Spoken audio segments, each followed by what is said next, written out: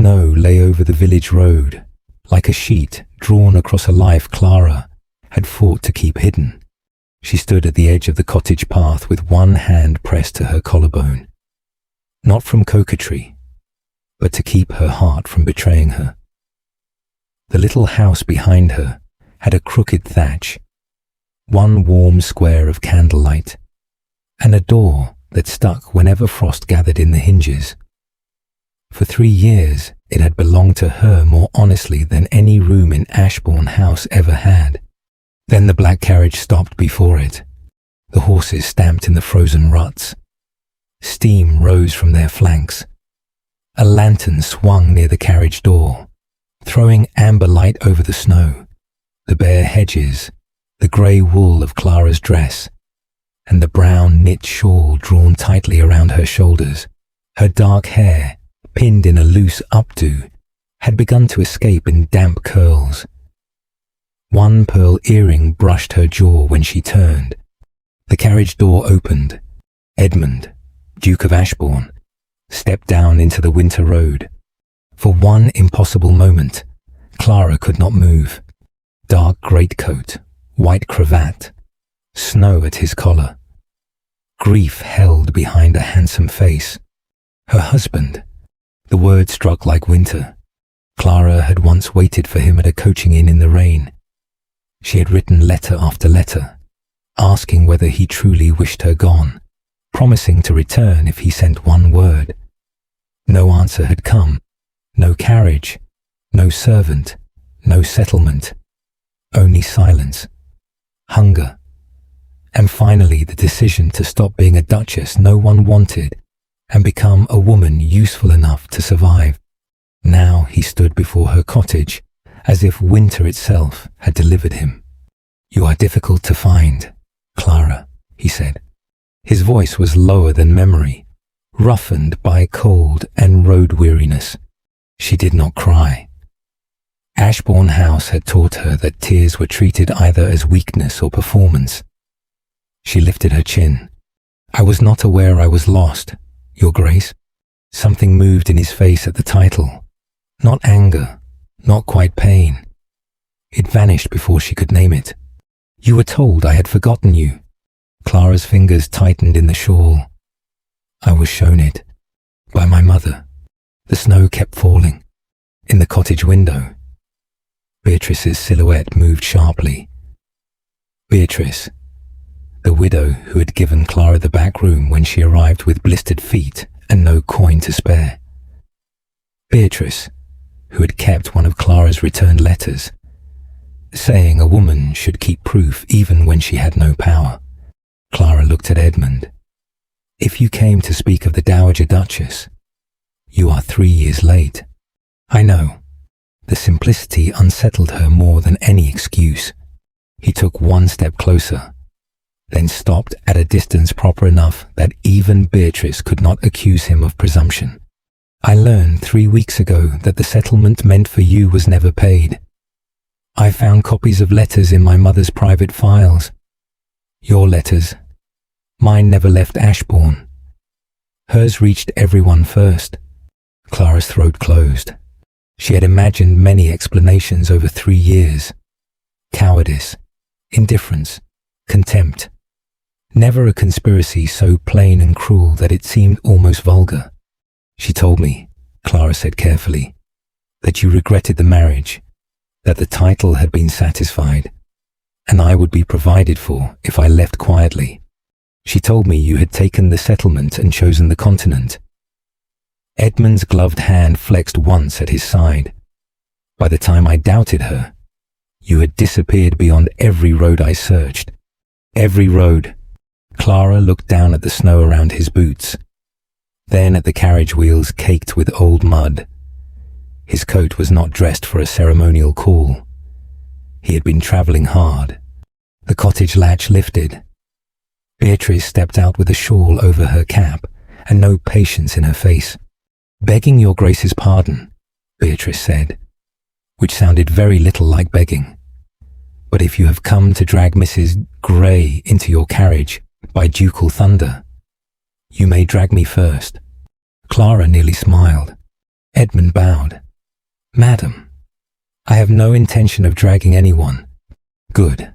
I have a broom, and I have used it on men of lesser rank." "Beatrice," Clara murmured, "I am establishing the terms of hospitality." Edmund's gaze moved from Beatrice back to Clara. "You are called Mrs. Grey here?" "I required a name the village would not question." "And work?" "I write letters, transcribe parish records, keep the market accounts, and correct the magistrate's spelling when charity demands it." Clara drew her shawl tighter. "I am needed. That is why I have come myself. Not to command you back, to ask." Edmund withdrew a folded legal notice sealed in red. He held it out flat between them. "Lord Craven has petitioned the Ashbourne trustees to suspend the Duchess's settlement and reopen portions of the entail management. He claims your absence proves the marriage was only a name on parchment, arranged to protect my title, and never honoured as a household. If the trustees accept him, my mother regains influence over the estate funds during inquiry, and Craven gains leverage over every tenant dependent on Ashbourne leases." Clara took the notice. Her fingers knew legal paper before her mind finished reading. Thick, expensive, meant to frighten as much as inform. Craven, Edmund's distant cousin. She remembered him from the month of her marriage. A thin smile, pale gloves, the habit of looking at women as if they were clauses to be exploited. "He wants the estate," she said. "He wants control of its income first. The rest will follow if scandal weakens us enough." "Us, if you permit the word." The snow had gathered on Edmund's shoulders. He did not brush it off. He stood in the winter road waiting for a woman he could legally have summoned and socially overpowered. And instead he asked permission to use a word that had once been stolen from them. For 3 years, Clara had measured safety in small things. A room with a lock, bread earned by ink, a kettle that belonged to no Duchess's household. Ashbourne had been marble floors, closed doors, Margaret's soft voice, and Edmund's silence. Yet if Craven gained control, the tenants would pay for it. If Margaret regained authority, the house would devour more than Clara. Clara folded the notice. "I will return for 2 weeks," she said. "Long enough to answer the trustees and prove the marriage was lawful and the Duchess neither dead nor bought off." Edmund's shoulders lowered by a fraction. "On my terms," she added. "Name them. I do not enter the East Wing. I do not sit beneath your mother's authority. I have access to the household accounts, the settlement papers, and any correspondence bearing my name. Beatrice comes with me for the first 3 days as my companion and witness, and when the inquiry is settled, I leave if I choose." Edmund did not consult pride. "Agreed." Beatrice narrowed her eyes too quickly. "I have had 3 years to learn the cost of not agreeing when I should." Clara heard the truth in it and hated how much she wanted to believe him. The journey to Ashbourne House began before noon. Beatrice sat opposite Clara, knitting as if every stitch were a warning. Edmund rode outside for the first hour, though the wind was bitter. Clara understood the gesture. Space, not from danger, but from memory. Ashbourne House rose from its park at twilight, stern and pale beneath a pewter sky. The windows burned gold, but Clara remembered the cold inside. She remembered the East Wing where she had been placed like an embarrassment. She remembered Margaret's smile, the sealed envelope, the claim that Edmund would be kinder if she did not force him to say he wanted her gone. The carriage stopped at the front steps. Edmund opened the door himself and offered his hand. Clara looked at it. A husband's hand, a stranger's hand, a hand that had once steadied her elbow in a ballroom and then vanished from her life. She placed her gloved fingers lightly in his. He did not tighten his hold. He helped her down and released her at once. That small restraint followed her up the steps more powerfully than any apology. Margaret, Dowager Duchess of Ashbourne, waited in the entrance hall. She wore violet silk, black lace at her throat, and the expression of a woman who had arranged a world to her liking and resented the return of a misplaced object. Behind her stood the butler, 2 footmen, and a house that seemed to listen. "Edmund," Margaret said, "I was not informed you meant to bring a guest." Clara removed her brown shawl and handed it to Beatrice. "Not to a servant. That is wise. Your Grace, a guest might require announcement. A duchess requires only her rooms." The hall went silent. Margaret's eyes flicked over Clara's grey dress, plain gloves, and pearl earrings. "How very altered you are. Not enough to forget the accounts." For the first time, Edmund's mouth almost moved. Margaret saw it and hated it. "The West Suite has been opened," Edmund said. "Clara's companion will take the adjoining chamber. The household ledgers and settlement records are to be sent to the morning room after breakfast." Margaret turned on him. "Surely you do not intend to give estate papers to a woman who abandoned this house?" Clara answered before he could. "I intend to read any paper used to judge me." Margaret's smile sharpened. "Still fond of copying?" "I see. Yes," Clara said. "It has saved me from believing many lies." That night, Clara did not sleep. The West Suite was warm enough to feel suspicious. Beatrice checked the latch like a soldier and slept in the adjoining room. Clara sat at the small desk and unfolded the returned letter Beatrice had kept. Its ink faded where rain once touched the page. "Edmund, if you wish me gone, say it in your own hand. If there has been misunderstanding, send word to the White Hart before Thursday. I shall wait." She had waited until Friday, at dawn. She folded the letter and placed it in her reticule. The morning room smelled of coffee, toast, wax polish, and old tension. Edmund stood when Clara entered. Margaret did not. Beatrice took the chair nearest Clara's elbow and opened her knitting bag in a manner that suggested witnesses could also carry needles. The tea was poured. Clara lifted her cup and paused. No sugar. She had taken tea without sugar for 3 years because sugar cost money in the village and because bitterness, once chosen, felt less like deprivation. She had not told anyone at Ashbourne. Edmund saw her notice. "I remembered," he said quietly. "You stopped taking sugar the week before you left. I thought then it was preference. Now I think it was economy." Margaret's spoon struck porcelain. How touching that hardship has become fashionable. Clara set the cup down. Hardship is rarely fashionable to those who survive it. Beatrice's needles clicked once, sharply. The first ledger arrived at 10. By noon, Clara had found 3 irregularities in the pension list. By 3, 2 payments from estate funds to Craven's solicitor. By evening, she had asked for the Latin charter governing Ashbourne Village Commons. "The charter is hardly relevant," the steward said.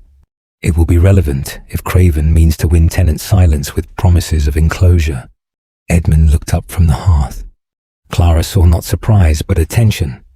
"Bring the charter," he said. The next afternoon, the magistrate Lord Halford arrived with Margaret and a draft notice regarding the Ashbourne Commons. The timing was too precise to be accident. Craven had already begun building pressure.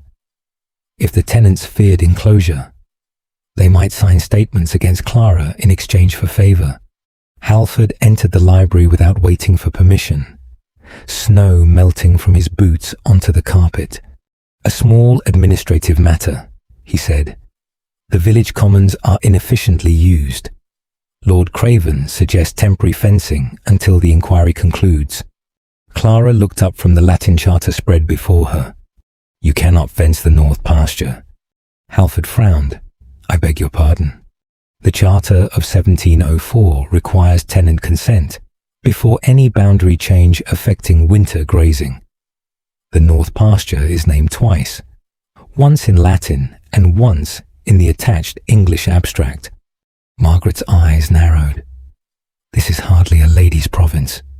The sheep will be relieved to hear that. Beatrice coughed into her hand. Halford turned red. Madam, I am the magistrate, and I am the Duchess of Ashbourne, Clara said, the title strange but steady in her mouth. If a single post is driven into that ground without tenant consent, the estate will treat it as trespass and challenge every authority attached to it. Halford looked to Edmund. The old Clara would have braced for silence. Edmund crossed to the desk, picked up the copied charter, and placed it in Halford's hand. My wife has explained the matter. Read carefully before you trouble my tenants again. His wife, not an ornament, not a legal inconvenience, a mind he expected the room to obey. Halford left with less dignity than he had entered.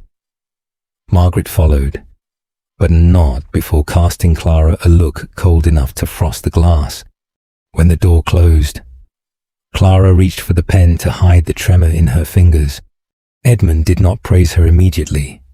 He added a log to the fire first, then moved the inkstand nearer her hand. For your next battle, he said. It was only a charter. It was 3 farms and half the village. She kept her eyes on the page. Then we should copy it before someone misplaces the original. Will you read it with me? The question was simple. No command, no presumption. Clara nodded. They worked until the candles burned low. When Clara reached for a book on the upper shelf, Edmund did not touch her waist or shoulder. He drew the small library steps nearer and held them steady while she climbed. The care of that restraint lingered after the book was opened. During the next week, the ledgers arrived sorted by year.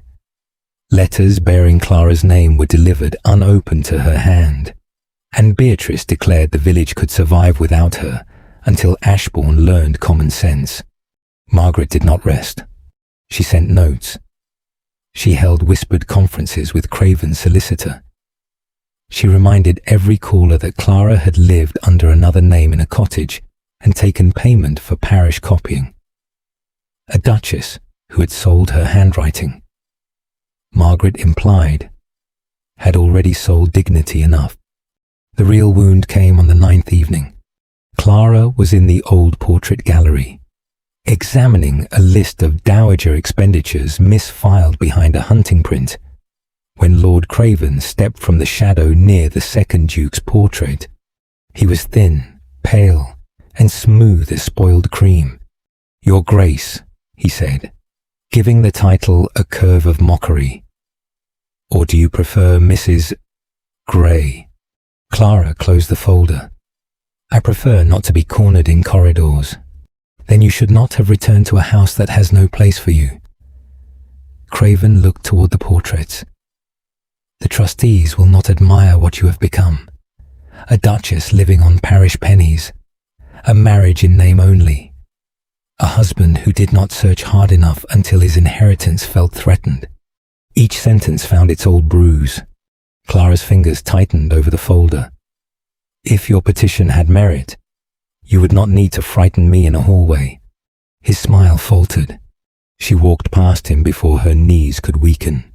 Only when she reached the morning room did she sit. Rain tapped the glass. Clara opened the folder before Edmund could offer comfort. Inside lay Margaret's private accounts, payments to the Ravensmere postmaster on the very days Clara had sent letters. She placed her old returned letter beside the page. Beatrice came to stand at her shoulder. That is your hand, and that is her Grace's payment. Edmund set down a letter Clara had never seen. Clara, if silence seemed kinder than this house, then I have failed before I understood the question. Return, or send one word, and I will come myself. Edmund. The date was 3 days after she had fled. 3 days. Not 3 years of indifference. 3 years of stolen words. The fire popped. Rain struck the glass. Beatrice muttered something sharp under her breath that sounded unfit for a drawing room. Edmund remained across the table. He did not move toward Clara until she looked up. "Will you permit me to sit?" he asked. She nodded. He took the chair beside her. "Not too close. I believed you had refused me," he said. "That is explanation, not excuse." Clara touched the edge of his letter. "I believed you had never written. I should have come sooner." Yes, the word hurt him. She saw it. She let it stand because it was true. He looked down at the two letters, then at Margaret's account page. "Will you place these before the trustees with me?" Clara's first instinct was to push the papers away, to let him fight his mother, his cousin, his house. But Craven's words were still in her ears, and the cottage, Beatrice's table, the parish children whose letters she wrote, and the tenants whose commons she had defended had taught her this. A woman who disappears leaves her story in other people's hands. "No," she said. Edmund stilled. "I will place them before the trustees. You may stand beside me." Beatrice's needles clicked once in approval. The public confrontation came 3 nights later at the assembly in the neighbouring town. Margaret had made certain the trustees, Craven, Halford, and half the local gentry would be present. A private inquiry could have saved dignity. Margaret wanted spectacle, because spectacle had been her weapon from the beginning. The assembly room smelled of beeswax, damp wool, and orange peel. Conversation faltered when Clara entered in a simple grey silk gown altered from one of the trunks Margaret had hidden. Edmund offered his arm at the doorway. Clara took it only after she had stepped across the threshold on her own. Margaret stood near the high windows. Craven waited beside her with papers. "My son," Margaret called. "You have brought the missing Duchess to answer at last." "No," Clara said, before Edmund could speak. "I have brought myself." The room shifted. Margaret's eyes sharpened. "Did you or did you not abandon Ashbourne House and live under a false name?" "I lived under another name because the settlement promised to me was withheld. My letters went unanswered, and the Dowager Duchess advised me that my presence shamed the house." Gasps travelled through the room. Clara opened her reticule. "This is the letter I sent from the White Hart 3 years ago. Beatrice Ward kept it. When the postboy returned it marked unpaid." Beatrice stepped forward. "I did, and I would keep it again." Clara placed Edmund's letter beside it. "This is the Duke's reply, written 3 days later, and never delivered." Edmund's voice came quietly beside her. "In my hand." Margaret's fan trembled. Clara laid down the account page. "These are payments from the Dowager's purse to the Ravensmere postmaster, dated on the days our letters vanished." Craven stepped forward. "Household accounts can be misread by ladies." Clara opened the second ledger. His mouth shut. "These payments," she said, "were made from Ashbourne estate funds to your solicitor, while you prepared a petition claiming the Duchess had abandoned her lawful place. The estate paid for the attack upon itself." Sir John Merriweather took the ledger, his spectacles low on his nose. "This requires explanation." Craven's face lost colour. "The Dowager assured me." Margaret's voice cut across his. "She bewitched my son with pity and ink." Clara looked at her then. "No," Clara said. "I survived what you arranged. That is not witchcraft." The room went silent. Edmund did not speak over her. He placed the settlement where Clara could reach it. Clara opened it to the marked clause. "The settlement names me Duchess of Ashbourne, grants my separate allowance, and protects my correspondence and household authority." The allowance was never paid. My rooms were sealed. The letters were intercepted.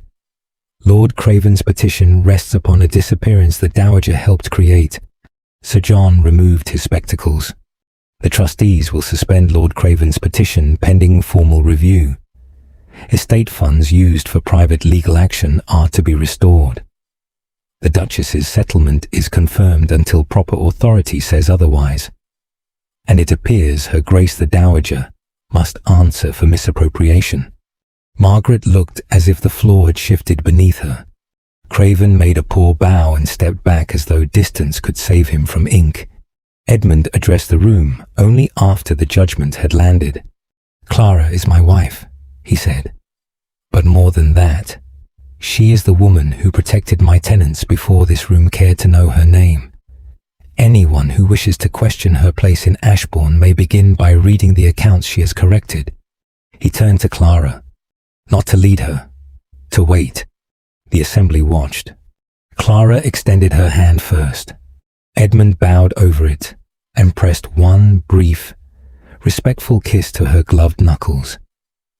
Nothing more. Enough to make the declaration public. Not enough to make her a spectacle. Then Clara turned to the trustees. "I shall require the enclosure matter resolved before spring planting," she said. "The tenants have waited long enough for gentlemen to finish being offended. For one breath. No one knew whether to laugh." Then Sir John, spectacles still in hand, bowed deeply. "Yes, Your Grace." By morning, the consequences had paper beneath them. Craven withdrew his petition rather than expose further misuse of estate funds. Margaret signed a formal removal from household management and withdrew to the Dower House under terms read aloud by Sir John and witnessed by Beatrice, who insisted on signing, though she said the pen was too grand for honest use. The settlement arrears owed to Clara were placed into her separate account. The trustees confirmed her authority over household books and tenant welfare. Clara listened to each line. She did not feel triumphant. She felt as if a door had opened onto air she had forgotten how to breathe. Ashbourne House did not become warm in a day, but it began. The west wing curtains were drawn back. The morning room became Clara's working room. The Latin Charter was copied for the tenants. Beatrice stayed another week, then another, claiming the Ashbourne kitchen was too badly organized to abandon. Edmund asked before entering Clara's study. Always. Sometimes she said yes. Sometimes, in 10 minutes. He obeyed both answers with equal respect. That obedience became its own form of courtship. There were other forms. Tea without sugar. A folded copy of every letter before he sealed it. A small fire lit before she arrived. No jewels. No speeches before breakfast. Only practical proof that her comfort was no longer an afterthought. One afternoon, Clara found a box beside the ledgers with a note in Edmund's hand. Found in the east wing. Returned to its proper owner. Inside lay her father's small silver signet ring, the one Margaret had taken, claiming merchant's tokens were unsuitable for a duchess. Clara closed her fingers around it until the metal warmed. Edmund stood in the doorway. "May I come in?" "Yes." "He used it for shipping accounts," Clara said. "He told me a seal is not authority. It is a promise that your name means what it signs." Edmund looked at the ledgers. "Then use it on Ashbourne correspondence. Not because you need permission, because the house needs your promise." The ring felt heavier then. In the first week of March, Thor came to Ashbourne. Clara walked in the walled garden wearing her brown shawl. Not because she needed it, but because it reminded her she had once kept herself alive with little and had not been diminished by it. At the stone bench, Edmund stopped. "The inquiry is ended," he said. "Your settlement is restored. Your separate account is yours. The carriage is available for Ravensmere whenever you wish it. Beatrice has already threatened me with a ledger if I assume your future." She would. Edmund turned slightly. Enough to face her, not enough to crowd her. "May I ask what you choose now?" There it was. No command, no duty, no rescue dressed as ownership. Only the question she had not been granted 3 years before. Clara looked at the house. She saw the west windows open to the pale day. She saw smoke from chimneys that no longer seemed to guard secrets. She saw not the place that had abandoned her, but the place she had dragged into evidence, ink by ink, until it could no longer lie. "I choose to remain Duchess of Ashbourne," she said. Edmund's breath changed, but he did not interrupt. "I choose to keep the household accounts, protect the tenants from Craven's schemes, and visit Ravensmere whenever I please. I choose Beatrice as my guest whenever she chooses to be impossible in my kitchen. I choose to answer your letters even when you are only in the next room." His eyes warmed. "And me?" he asked quietly. Clara looked down at his offered arm, then at his face. "I choose to know you properly, Edmund, not as a memory, not as a silence, as the man who finally brought me the letters and waited while I read them."